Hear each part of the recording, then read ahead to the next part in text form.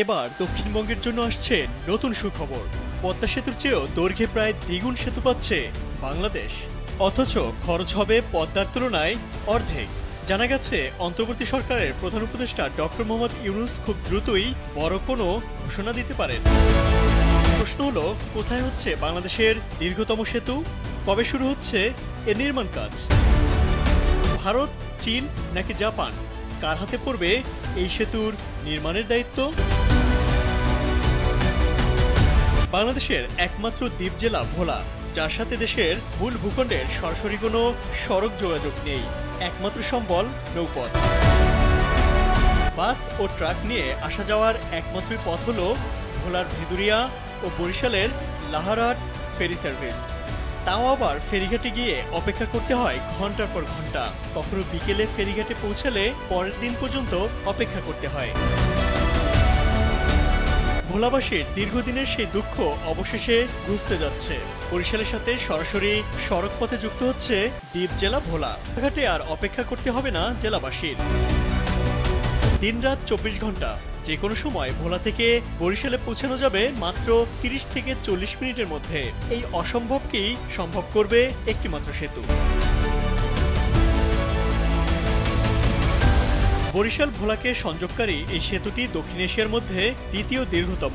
21.8 kilometre দৈর্ঘ্যের ভারতের অটল সেতুর পরেই স্থান করে নিতে যাচ্ছে বাংলাদেশের এই সেতু।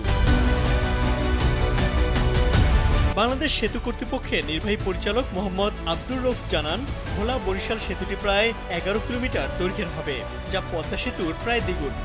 তবে খরচ হবে পদ্মার তুলনায় অর্ধেক। পুরো সেতুটি হবে 4 লেনের। ভোলা বরিশালের এই সেতু নির্মাণে এখন পর্যন্ত প্রায় 17,000 কোটি টাকা ব্যয় ধরা হয়েছে। যদিও শেষ পর্যন্ত এই খরচে আটকে থাকবে কিনা তা নিয়ে সন্দেহ থেকেই যায়। প্রকল্প সমাপ্তির সময়কাল ধরা হয়েছে 2033 সাল।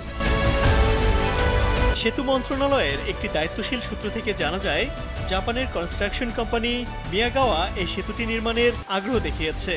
এমনকি পাইপলাইনে আছে কোরিয়া, চীনের মতো স্ট্রাকচারাল জায়ান্টও। কোনো কারণে বিদেশি আর্থিক সহায়তা না পেলে প্ল্যান বি হিসেবে থাকছে বাংলাদেশের নিজস্ব অর্থায়নের পরিকল্পনা। সব মিলিয়ে দেশের দীর্ঘতম এই সেতু নিয়ে বেশ কোমর বেঁধেই নেমেছে ইউনূস সরকার। গত 10 বছর ধরে আটকে থাকার পর সম্প্রতি এই সেতু নির্মাণের বিষয়ে দৃশ্যমান অগ্রগতি দেখা যাচ্ছে। ঠিকাদার নিয়োগ সহ খুব শীঘ্রই শুরু হতে যাচ্ছে প্রকল্পের কাজ।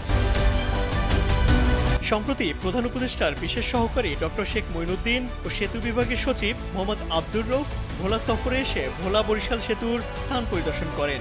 তিনি জানান, এবছরই শুরু হবে সেতুর নির্মাণ কাজ।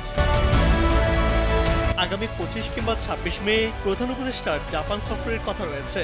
সবকিছু ঠিকঠাক থাকলে সেই সফরে জাপান সরকারের মাধ্যমে ভোলা বরিশাল সেতু নির্মাণের বিষয়টি চূড়ান্ত হতে পারে।